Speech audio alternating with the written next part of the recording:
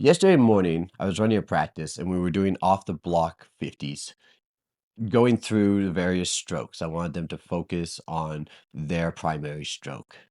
And one of my breaststrokers decided to go around. And within her first few strokes, I could see it. Her balance was off. Her timing was even worse. And she was working hard to stay up. But the way she was doing it was actually the problem. Her head and her body were breaking the surface before she had even finished the outsweep. And here's what that was doing to her. She was letting her air out as her face started to clear the water, which meant by the time her hands actually swept back in and her upper body was ready to rise, she had nothing left to exhale. So instead of taking a quick breath and moving, she had to pause, hold that position long enough to get enough air in. And in that pause, she was killing her timing, dropping her balance, and made every kick that followed harder than it needed to be. We worked it through the set. By the last rep, she was below her fastest race PB in the 50 breaststroke. Just one fix during one set.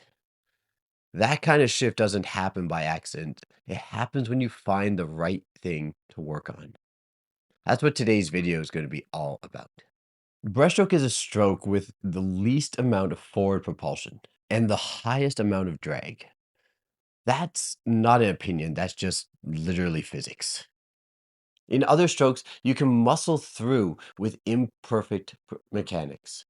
In breaststroke, one mistimed phase and the whole stroke falls apart. You feel it immediately, there's no recovery process.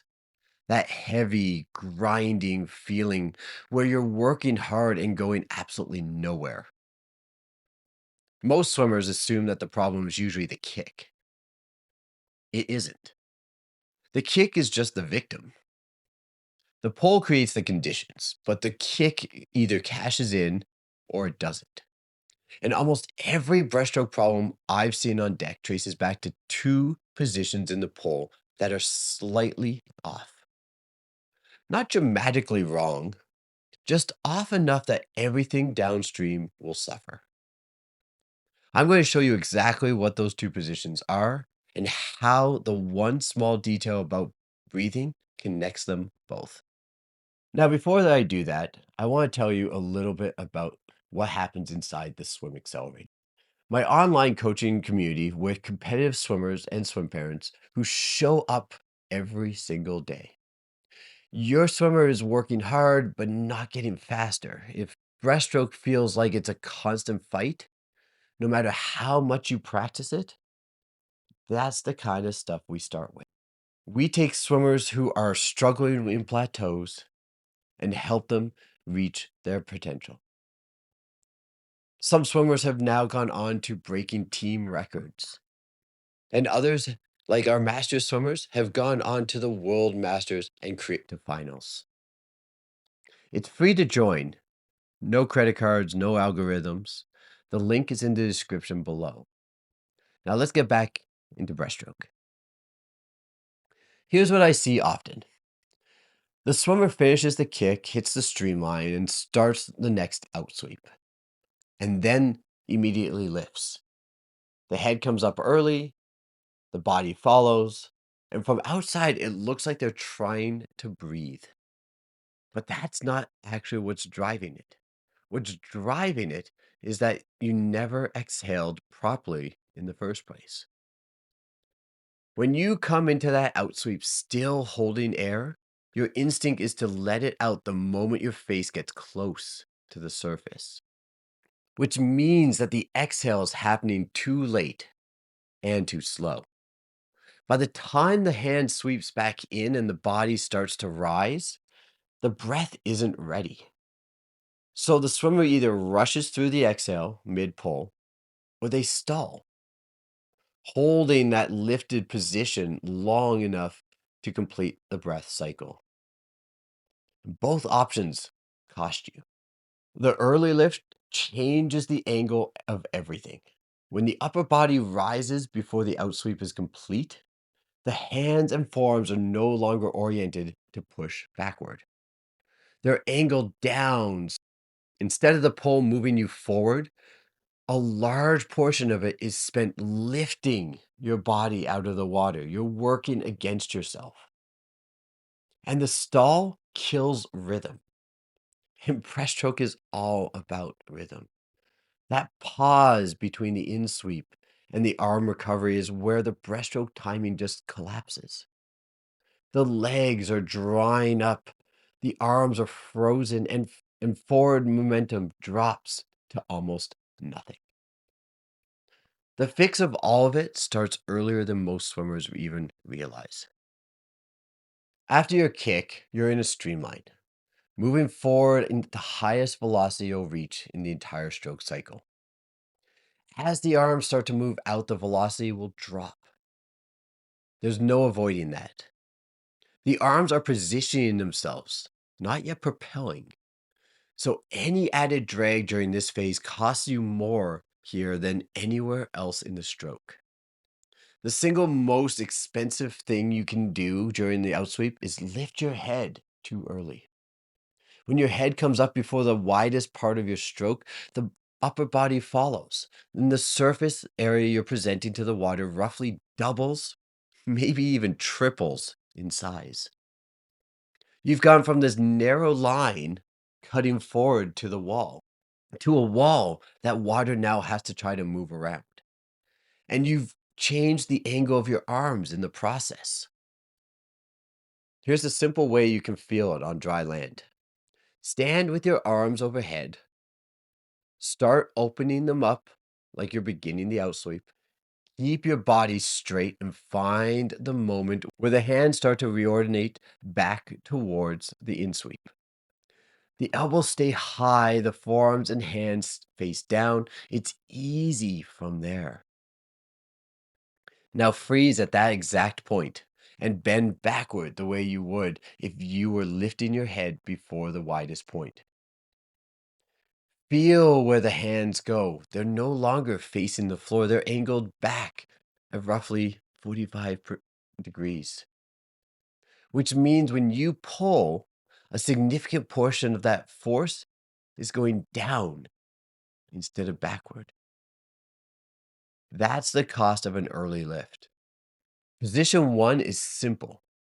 Head and upper back stay under the surface until the arms reach their widest point. The arms go out and find the water, and you stay under. Then, as the in sweep begins and force starts moving backward, the body rises with it. You don't lift yourself to breathe, the pull lifts you up.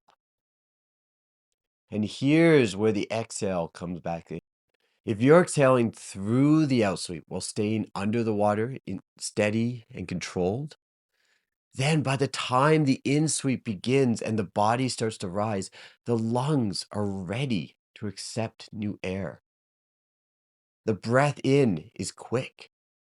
The head doesn't have to hold that up position to find air. You take it and you move forward.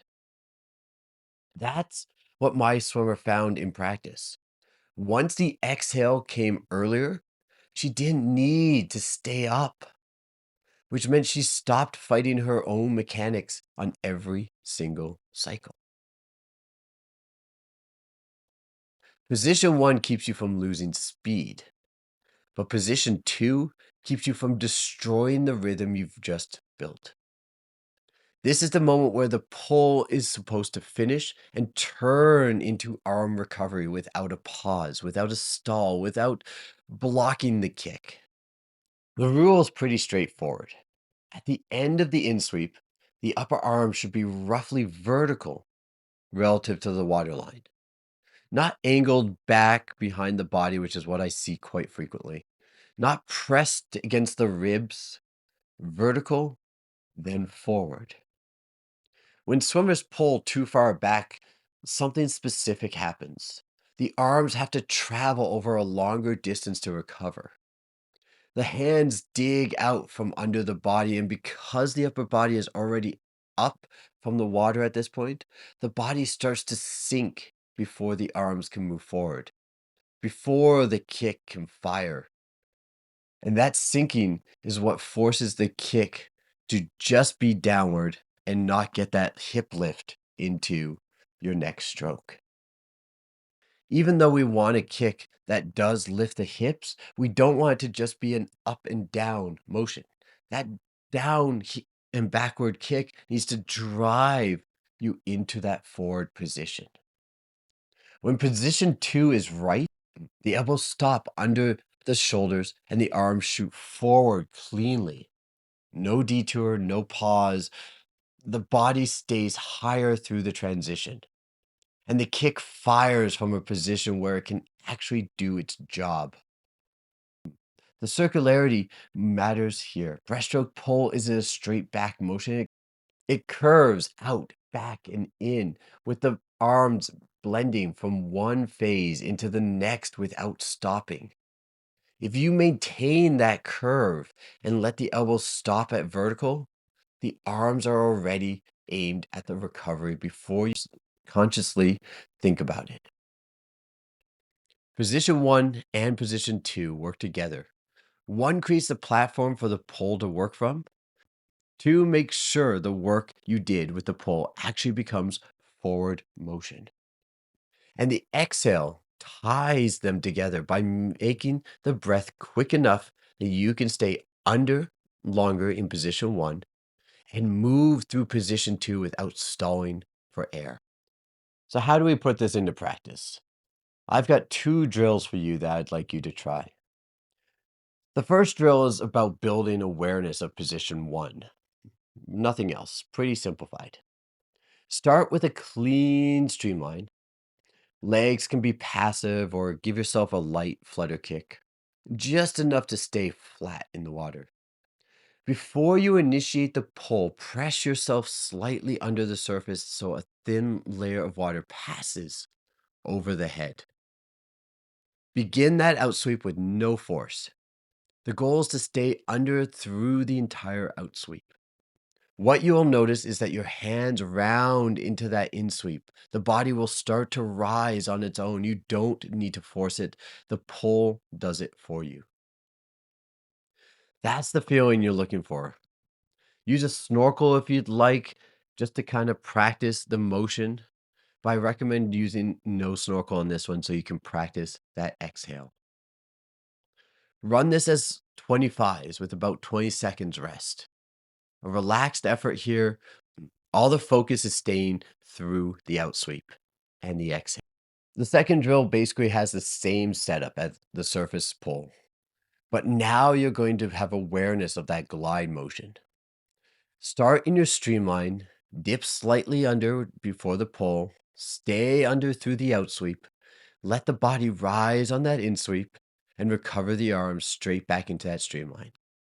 Then wait, pause, give yourself a count of 5 seconds, almost to the point where you're going to just stop in the middle of the pool. Let that forward motion run out completely before you start that next pull. You won't have to wait long, but that pause tells you something. The length of the glide and how clean it feels is a direct feedback on how well you hit both positions. A choppy short glide means something broke down. A long, smooth carry means that the pull worked. Once you feel the body naturally rise through the pull, start directing the upper arms so that you brush the sides of your chest as they move from that in sweep into the recovery. The tactical cue is a check. If you can feel it, the elbows stop close to the vertical before the arms went out forward.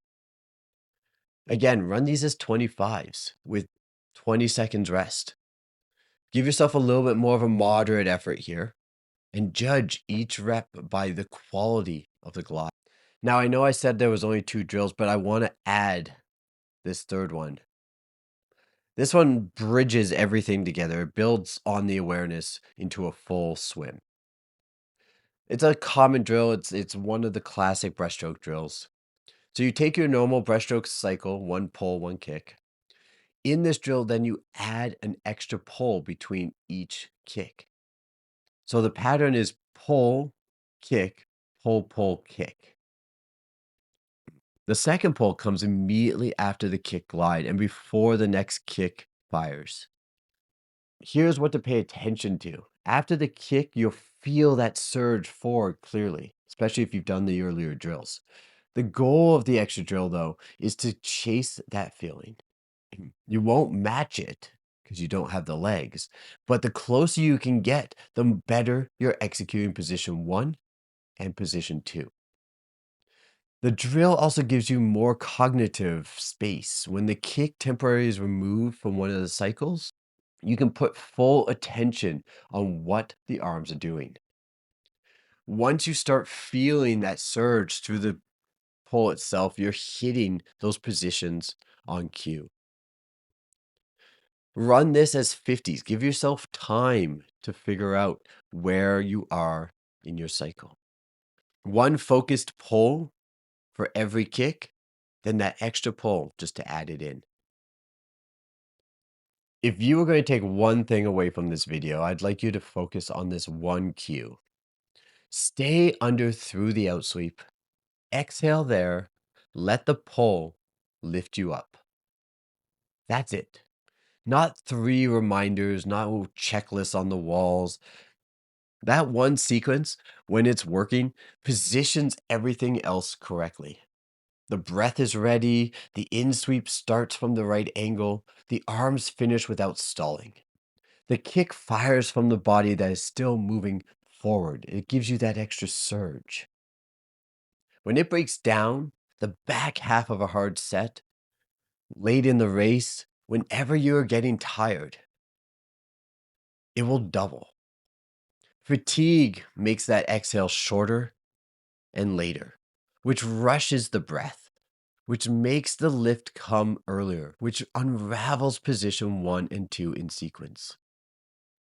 That's not a technique problem at this point. That's a training problem. The pattern has to be trained enough that it holds under pressure. That's the actual work. It doesn't happen in one drill session. It happens across weeks of reps when you're checking in on those same 2 moments every single time. My swimmer went below her personal best in practice. One set, but that set was built on cues she could actually feel, not a list of things to fix all at the one time. Now, we haven't tested this out in a race yet, but we will continue to work on this day in and day out so that it becomes a habit through her swimming.